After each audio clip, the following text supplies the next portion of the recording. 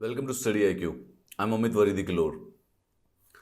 In all possibilities, जो second wave of the corona India में आई थी, it is on the when. मतलब कि वो अब घटती जा रही है. पर डे के हिसाब से जो कोरोना के पर डे के केसेस आते थे वो कम होते जा रहे हैं. हाउएवर, इस कॉम्प्लेसेंसी के कि अब हमने कोरोना पे जीत पा ली है, इसका हम एक बार सजा भुगत चुके हैं. आप देखिए कि पहले कई बार दिसंबर में अगर आप अखबार पढ़ते तो इस प्रकार की आप हेडलाइंस आप न्यूज़पेपर्स में देख सकते थे. Why a second wave Covid wave seems unlikely now. ये दिसंबर में टाइम्स ऑफ इंडिया की हेडलाइन थी. इसी कॉम्प्लेसेंसी के कारण हम मान सकते हैं कि लोगों ने शायद थोड़ी सी ढील बरत दी and we had to face the second wave of the corona. जो एपिडेमोलॉजिस्ट हैं, जो स्टेटिस्टिशियंस हैं, जो कि पैंडेमिक को स्टडी करते हैं, वो कहते हैं कि there is a possibility and a strong possibility कि इट इज ऑलमोस्ट इनएविटेबल कि थर्ड वेव भी आएगी. That is how the pandemic works. Europe के कई सारे देश हैं जहां पर तीसरी वेव आ चुकी है. जापान इस समय चौथी वेव से जूझ रहा है. द थिंग इज दैट कि we need to prepare for the upcoming wave again. हम पहली वेव के लिए भी तैयार नहीं थे और हम दूसरी वेव के लिए भी तैयार नहीं थे.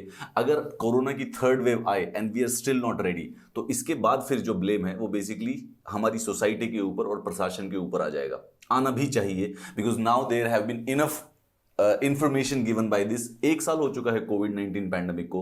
सो अब हमें इससे निपटने के लिए, इससे लड़ने के लिए हमारे पास ऑलमोस्ट जो भी नेसेसरी इंफॉर्मेशन अवेलेबल है, I think we have it right now. Second wave of the COVID 19 pandemic अब धीरे धीरे जो देश के बड़े शहर है वहां से कम हो रही है. The fight but still raging in the small towns and the villages. And there is a possibility कि जो थर्ड वेव है वो विलेजेस या जो छोटे गांव होंगे उनमें ज्यादा स्ट्रॉन्गर होगी. The threat of the potential third wave is much more in the rural areas, जो कि वहां पे हेल्थ केयर सिस्टम वीक होने की वजह से इस समय भी एट दिस मोमेंट ऑल्सो वो ओवरवेल्म्ड है. तो यानी कि अगर अगर एक और वेव आ जाती है तो वो और ज्यादा ओवरवेल्म हो जाएगा. वी नीड टू अंडरस्टैंड कि how can we prepare for the third wave. अब वैसे अगर इसमें it is not exactly a very super rocket science. अगर लॉजिकली देखा जाए तो तीसरी वेव से निपटने के लिए हमें जो रूरल डिस्पैरिटी है हेल्थ केयर के स्ट्रक्चर में, will study it right now, उसको प्रिपेयर करना चाहिए. जो स्टेट स्पेंडिंग है हमारे देश में, जो स्टेट्स के बजट आते हैं या फिर जो एनुअल बजट आता है, उसमें हमें इंफॉर्मेशन मिलती है कि कितना बजट हेल्थ सेक्टर की तरफ खर्च किया जा रहा है, जो कि इंटरनेशनल स्टैंडर्ड से इस समय काफी कम है. अगर हम चाहते हैं कि हम आने वाली वेव के लिए तैयार रहें तो हमें अपनी स्टेट स्पेंडिंग हेल्थ के ऊपर बढ़ानी पड़ेगी. उसके बाद जो हमारी देश के अंदर जो स्वास्थ्य सेक्टर है उसमें प्राइवेट सेक्टर का बड़ा योगदान है. And private sector will be the key to actually sorting out the third wave also. इन सारे चीजों के साथ साथ एक चीज और इससे रिलेटेड है. हमने पिछले साल में देखा है कि हमारे जो डॉक्टर्स हैं, जो हेल्थ केयर वर्कर्स हैं, नर्सेज हैं, जो पैरामेडिक्स हैं, उनकी काफ़ी कमी महसूस हुई है. That shortage, that health care shortage of the personal, उसको पूरा करना, उसके लिए अभी से तैयार होना बहुत ज़्यादा ज़रूरी है. एक एक पॉइंट को हम कंपैरेटिवली पढ़ते हैं और अंडरस्टैंड करते हैं कि किस प्रकार की रूरल डिस्पैरिटी एग्जिस्ट करती है भारत में.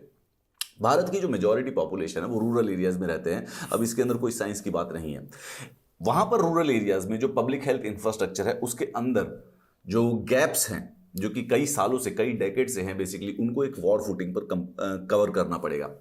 नेशनल हेल्थ प्रोफाइल 2009 का डेटा दिखाता है कि India has 600 hospital beds for 1 million पर मिलियन पीपल. यानी कि हर 10 लाख लोगों के लिए 600 बेड हैं.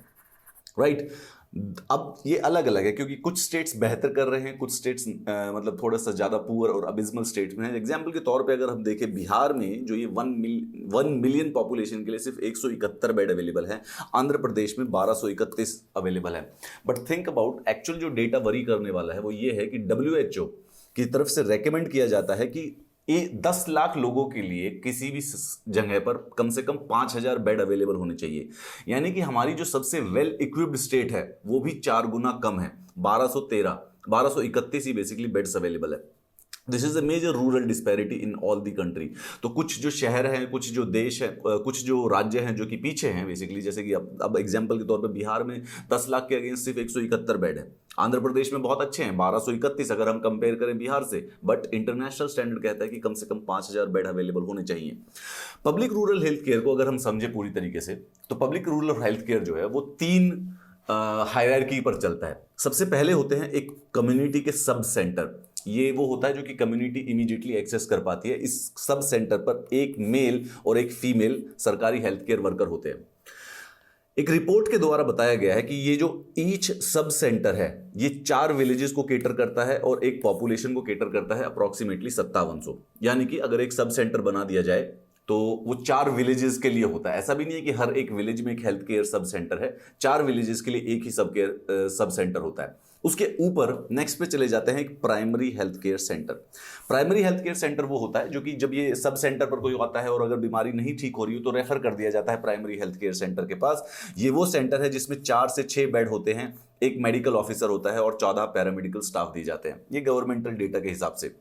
और ये उसके बाद रेफर करता है, अगर उसके बावजूद भी प्रॉब्लम नहीं सॉल्व होती है तो कम्युनिटी हेल्थ सेंटर को। ये 30 बेड का एक रेफरल हॉस्पिटल होता है जिसमें कुछ स्पेशलाइज सर्विसेज जैसे कि आईसीयू वगैरह भी होते हैं। अब एक कम्युनिटी हेल्थ सेंटर 128 विलेजेस को केटर करता है, यानी कि टोटल अगर एरिया में देखेंगे, अगर हम रेडियस डायमीटर के हिसाब से काउंट करेंगे तो एक जहां पर भी कम्युनिटी हेल्थ सेंटर है वो 128 विलेजेस होंगे चारों तरफ उसके, और उसकी पॉपुलेशन होगी 1,70,000, यानी 1,70,000 लोगों को मदद कर रहा है सिर्फ एक 30 बेड का एक। ये अंडरस्टैंड करने के बाद जो ये प्राइमरी हेल्थ केयर सेंटर होते हैं they are the first line of the defence against the corona and COVID pandemic. और नेक्स्ट थर्ड वेव जब आएगी यही सबसे ज्यादा इंपॉर्टेंट और महत्वपूर्ण होंगे उसको हैंडल करने में और मोर्टेलिटी रेट को कम करने के लिए। इससे संबंधित भी स्टेट लेवल डिस्पैरिटीज हैं। 1 PHC in Kerala caters to 13,000 people, whereas in Jharkhand it is like almost 1 lakh people. ये जितना भी कम होता है उतना बेहतर होगा, राइट। केरला में अगर एक कम्युनिटी हेल्थ सेंटर है तो उस पर सिर्फ 13,000 लोग डिपेंडेंट है, लेकिन अगर झारखंड में चले जाएंगे तो 1 लाख से भी अधिक, मतलब कि the number of the community health centre in Jharkhand is very very low than the Kerala.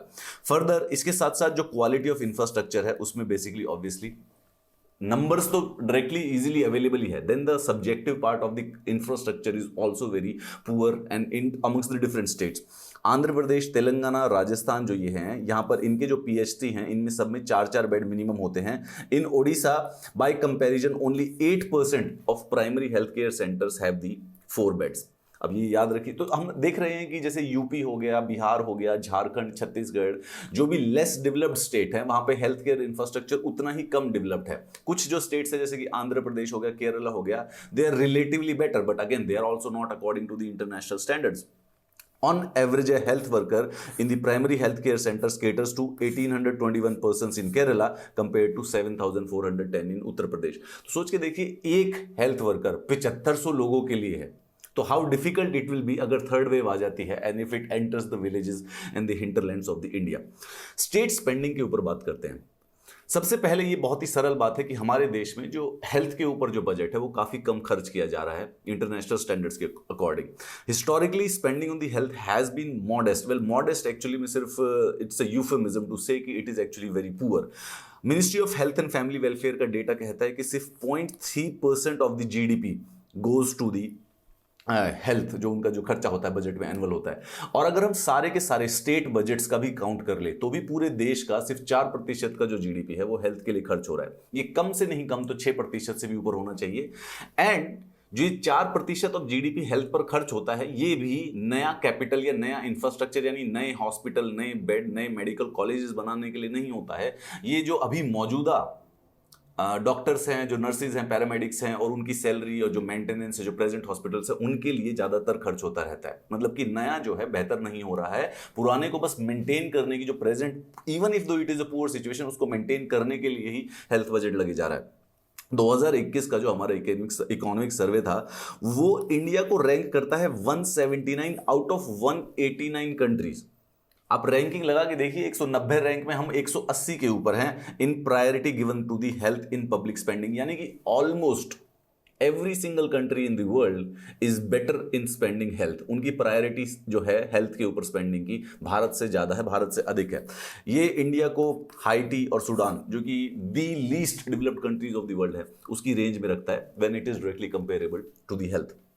कोविड-19 के पैंडेमिक के रिस्पॉन्स में बड़ी सारी सी स्टेट्स हैं जिन्होंने कुछ इस प्रकार से हॉस्पिटल्स बनाए थे। आपने सुना भी होगा न्यूज़ में कि 5,000 बेड का एक हॉस्पिटल्स सीआरपीएफ के द्वारा या आर्मी के द्वारा इमरजेंसी में इमीडिएटली बनाया गया है।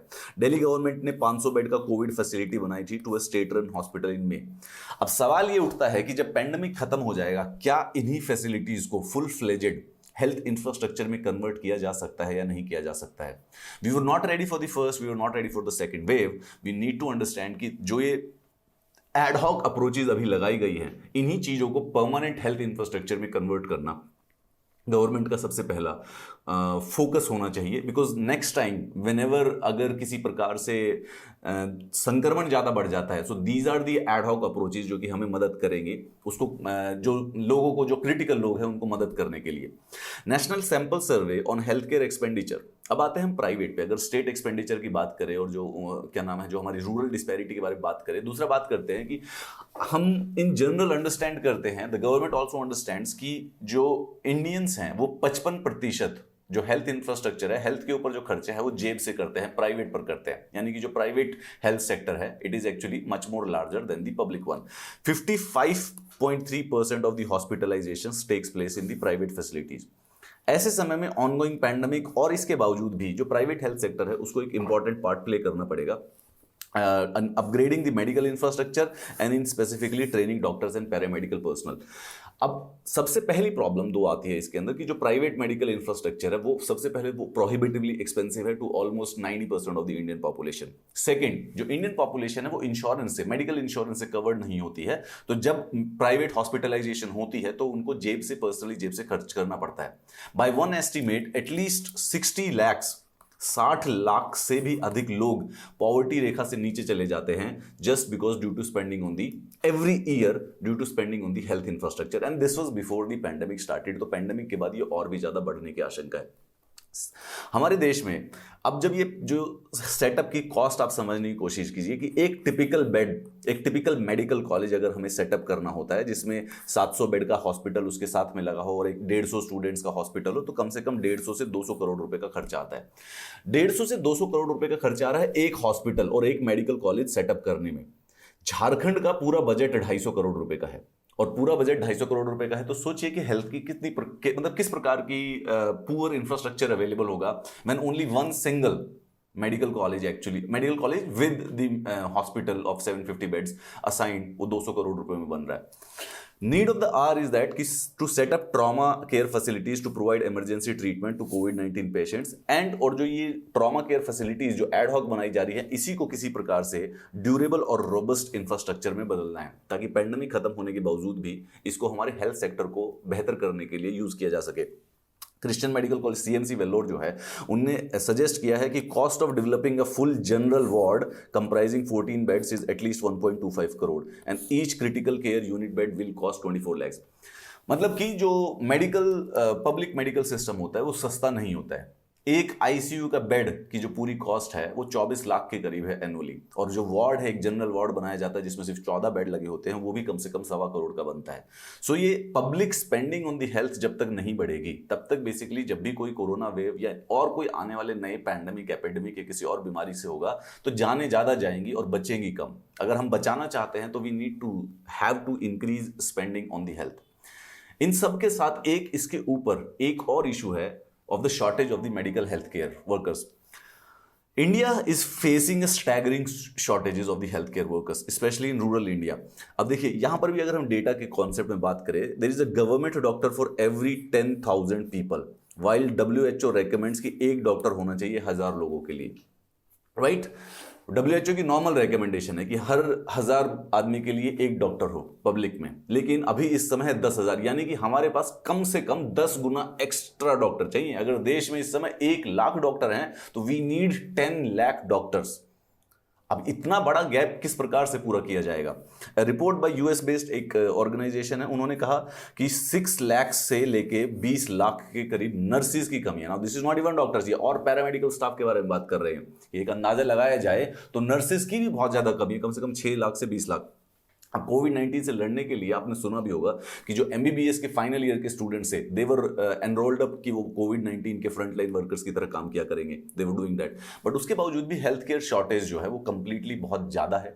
The gap is actually very mind blowingly wide, 90% gap है। इसको जब तक गवर्नमेंट नहीं कवर करना स्टार्ट करेगी we will again be found unprepared when the COVID third wave strikes any time when, but it is almost inevitable. Rural disparity जो है, primary health care centre which shall be the first line of the defence when it comes to the corona third wave, उसको सशक्त करना या उनका infrastructure को बढ़ाना बहुत ज़्यादा ज़रूरी है। सेकंड, द सीरियस सिंपल एक आइडिया है कि स्टेट स्पेंडिंग जो है उसको बढ़ा दिया जाए। हमारे पास हमने देखा है कि जब जरूरत पड़ती है तो हम 500 बेड का एक हॉस्पिटल एडहॉक तरीके पर बहुत ही वॉर फुटिंग पर जब बनाते हैं तो we are actually ready to do that, और गवर्नमेंट पॉसिबल कर भी लेती है उस चीज को जब जरूरत होती है। अब जो वो एडहॉक सिस्टम है उन्हीं को बढ़ाना बहुत ज्यादा जरूरी है। अगर दिल्ली में एक 500 बेड का बनाया गया है, सो दिस एंटेल्स कि हर एक डिस्ट्रिक्ट में कम से कम 1000 से 2000 बेड के इस प्रकार के जो हॉस्पिटल्स हैं, हेल्थ इंफ्रास्ट्रक्चर है, उनको बनाया जाए, जिसके लिए हेल्थ स्पेंडिंग करनी जरूरत पड़ेगी। And the second focus on the which the government needs to do to handle the third wave is basically related to the health care workers. एक तो ये अनएम्प्लॉयमेंट की भी प्रॉब्लम्स के लिए सॉल्यूशन होगा। It will generate employment to the tune of at least कम से नहीं तो 20 से 30 लाख लोगों को हायर करना पड़ेगा। अगर पैंडेमिक जो है, because it's a viral disease, right, और वायरल डिजीज को किसी भी प्रकार से जो लॉकडाउन होता है या सोशल डिस्टेंसिंग होता है वो एक फर्स्ट लाइन ऑफ डिफेंस होता है, परंतु उससे वो स्लो डाउन हो सकते हैं, लेकिन उससे वो कंप्लीटली रुक जाना ऑलमोस्ट इम्पॉसिबल है। एक्चुअली भी किसी भी पैंडेमिक या किसी भी बीमारी से लड़ने का जो सही तरीका है वो बेसिकली हेल्थ केयर इंफ्रास्ट्रक्चर को रोबस्ट करने का है। अगर गवर्नमेंट इस समय चाहती है कि सेकेंड वेव में जो मिस्टेक्स हुई थी उसको रिपीट ना किया जाए, the government needs to focus on start spending on the health care infrastructure and start recruiting the health care professional. अभी हम इस समय एक क्रिटिकल फेज में जा रहे हैं, राइट। सेकेंड वेव धीरे धीरे मॉडरेट होती जा रही है और भी ज्यादा कम हो जाएगी, परंतु यही गलती दोबारा नहीं दोहरानी है। यही कॉम्प्लेसेंसी जो फरवरी, जनवरी और दिसंबर में आ गई थी, we need not repeat the same mistake twice, actually में thrice basically, as the vaccines remain scarce and a potential third wave is on the horizon. अच्छा, फाइनली पैंडेमिक से लड़ने का एक ही तरीका है, vaccination of the whole population, which will take a lot of time. Even if अगर हम 20 करोड़ लोगों को मंथली वैक्सीन कर दें, तब भी बेसिकली वैक्सीनेशन पूरे देश को करने में कम से कम 10 महीने से 1 साल का समय लग जाएगा। अब 20 करोड़ एक्चुअली में बहुत ज़्यादा होता है। अभी हमारी जो स्पीड चल रही है वो अप्रॉक्सीमेटली 30 से 40 लाख चल रही है, सो वहां तक पहुंचना ऑलमोस्ट इम्पॉसिबल है, which means the pandemic is going to stay with us for at least 1 to 1.5 years more. इसके बाद भी, पैंडेमिक खत्म होने के बावजूद भी, वो जो हेल्थ केयर इंफ्रास्ट्रक्चर जो कि डेकेड से इग्नोर किया गया है, हमें उसको वैसे भी बनाने की जरूरत है। तो गवर्नमेंट को एक्चुअली में ये मौका मिला हुआ है कि किसी प्रकार से उस हेल्थ केयर इंफ्रास्ट्रक्चर को और ज्यादा बेहतर किया जा सके। We need to upgrade this medical infrastructure and the benefits that could accrue to the country from this endeavor goes far beyond the pandemic.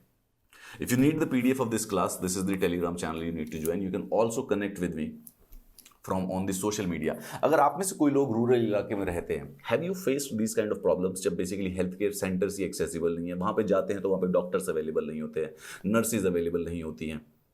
If you do have such issues, then definitely do mention them below the YouTube video comments. Have a nice day.